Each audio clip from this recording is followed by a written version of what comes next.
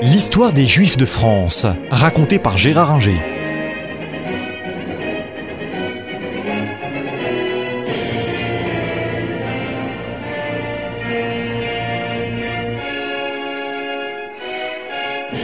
Alors, cette affaire Dreyfus, elle a eu des conséquences sérieuses. Il y a un journaliste viennois qui s'appelait Theodor Herzl, qui a assisté à la dégradation de Dreyfus et qui s'est dit, quand il a vu ça, mais si le pays des droits de l'homme est capable de faire ça aux Juifs, ça veut dire qu'il n'y a pas de possibilité pour les Juifs de vivre en dehors d'un État des Juifs, Judenstaat, pas un État juif, mais un État des Juifs. Et c'est comme ça que Herzl est devenu le fondateur du sionisme politique. Pour les Juifs de France, ça a été un déchirement, mais malgré tout, puisque la vérité a triomphé, ils se sont vite retrouvés dans cette République qui a fait éclater la vérité. Mais encore une fois, beaucoup de Dreyfusards, il faut le savoir, étaient antisémites. Jules Renard a écrit dans son journal en 1907 « Nous sommes tous anti-juifs, seuls quelques-uns d'entre nous ont le courage ou la coquetterie de le faire savoir ». Ça veut dire que Jules Renard, qui a été socialiste, qui est un des fondateurs de l'Humanité avec Jaurès, qui a été Dreyfusard à fond, il était marqué par l'antisémitisme et il ne s'en cachait pas. Donc malgré tout ça, les Juifs en France, après l'affaire Dreyfus, vont continuer à faire confiance à la République et ils vont retrouver des situations tout à fait enviables et favorables. Ils vont se montrer d'excellents patriotes pendant la guerre de 1914-18. Il va y avoir 5 ou 6 généraux juifs, beaucoup d'officiers supérieurs, et il va y avoir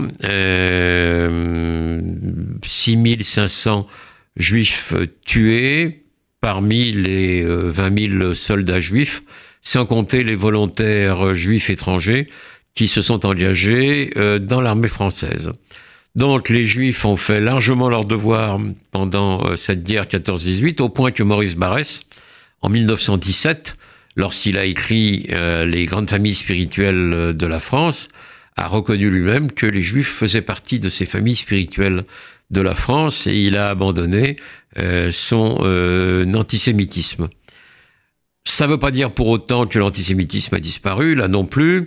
Un mouvement s'est créé à partir des années 1900, qui était l'Action française, mouvement royaliste, animé par Charles Maurras, qui lui était anti-juif comme pas permis, qui était pour la monarchie, et qui disait que les juifs étaient inassimilables, et que jamais un juif ne pourrait admirer correctement un vers de Racine.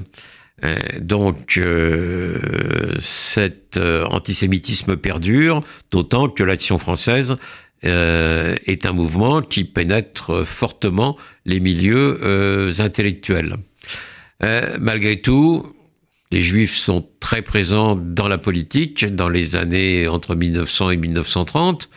Le chef du Parti socialiste s'appelle Léon Blum, il refuse de reconnaître le bolchevisme et donc il garde la vieille maison socialiste face aux communistes qui créent de leur côté leur parti.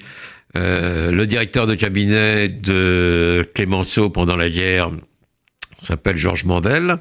C'est un juif qui fera une belle carrière de ministre pendant la deuxième partie de la Troisième République, dans les années 20 et surtout 30.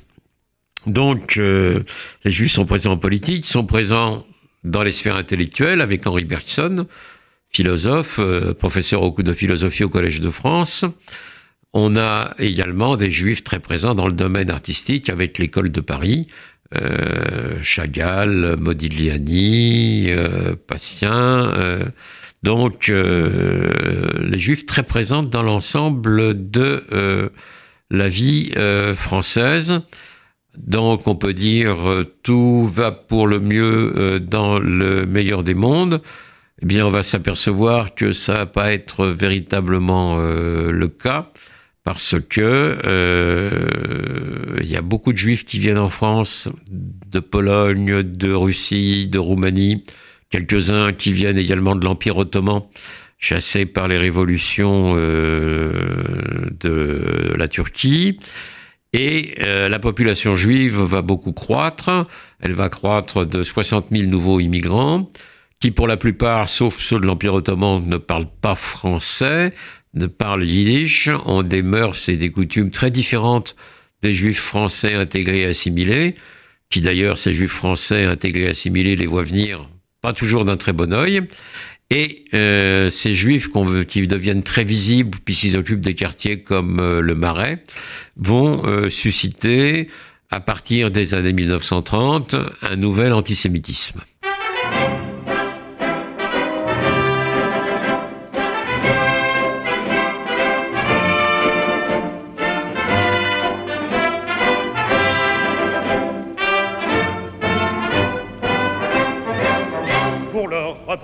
Le plaisir du militaire, il est là-bas à 2 pas de la forêt.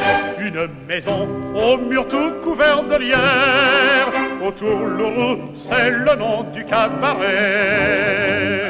La servante est jeune et gentille, légère comme un papillon, comme son vin, son œil pétille.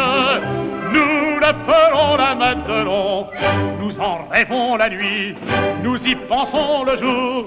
Ce n'est que Madelon, mais pour nous c'est l'amour. Quand Madelon vient nous servir à boire, sous la tonnelle on frôle son jupon, et chacun lui raconte une histoire à sa façon. La Madelon pour nous n'est pas sévère, quand on lui prend la taille ou le menton, et le rit, c'est tout le mal qu'elle sait faire. Madelon, Madelon, Madelon, un caporal en képi de fantaisie s'en vint trouver Madelon un beau matin, et fou d'amour lui dit qu'elle était jolie et qu'il venait pour lui demander sa main. La Madelon, pas bête en somme, lui répondit en souriant: et pourquoi ne prendrais-je qu'un homme quand j'aime tout un régiment? Tes amis vont venir, tu n'auras pas ma main, j'en ai bien trop besoin pour leur servir du vin.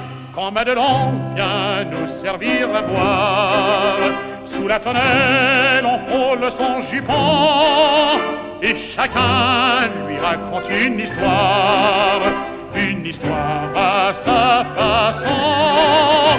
La Madelon pour nous n'est pas sévère, quand on lui prend la taille ou le menton, elle le rit, c'est tout le mal qu'elle sait faire.